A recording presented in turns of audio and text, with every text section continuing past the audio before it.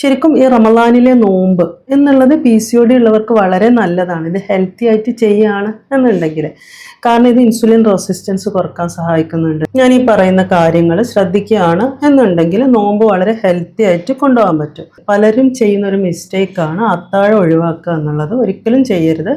കാരണം അത്താഴം ഇല്ലാണ്ട് ഉള്ളൊരു ലോങ് ഹവർ ഫാസ്റ്റിങ് നിങ്ങൾക്ക് ശരീരത്തിന് സ്ട്രെസ് ഉണ്ടാക്കുന്നുണ്ട്, ഇൻസുലിൻ സ്പൈക്സ് കൂട്ടുന്നുണ്ട്. അപ്പോൾ ഇത് നല്ലതല്ല. ഇനി അത്താഴത്തിൽ നിങ്ങൾ ശ്രദ്ധിക്കേണ്ടത് അരിഭക്ഷണത്തിൻ്റെ അളവ് കുറക്കുക, പകരം പ്രോട്ടീനും ഫൈബറും കൂടുതൽ ഉൾപ്പെടുത്തുക.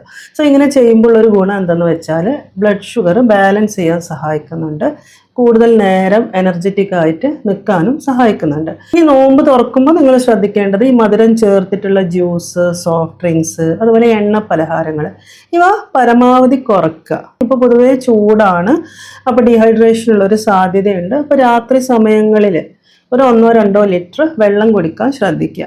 ഇനി വർക്കൗട്ട് ചെയ്യുന്നവരാണെങ്കിൽ നിങ്ങളത് രാത്രി സമയങ്ങളിൽ ചെയ്യാൻ ശ്രമിക്കുക. ഇനി PCOD ഉള്ളവർ ശ്രദ്ധിക്കേണ്ട ഒരു കാര്യം എന്ന് വെച്ചാൽ ഉറക്കമാണ്. ഹോർമോണൽ ബാലൻസിന് വളരെ ഇമ്പോർട്ടൻ്റ് ആണ് ഉറക്കം. അതുകൊണ്ട് നിങ്ങൾ ഒരു 6 മുതൽ 8 മണിക്കൂർ വരെ നിർബന്ധമായിട്ട് ഉറങ്ങാൻ ശ്രദ്ധിക്കണം. അപ്പം ഞാൻ ഈ പറയുന്ന കാര്യങ്ങൾ ശ്രദ്ധിക്കുകയാണ് എന്നുണ്ടെങ്കിൽ നോമ്പ് കാലം വളരെ ഹെൽത്തി ആയിട്ട് കൊണ്ടുപോകാൻ പറ്റും.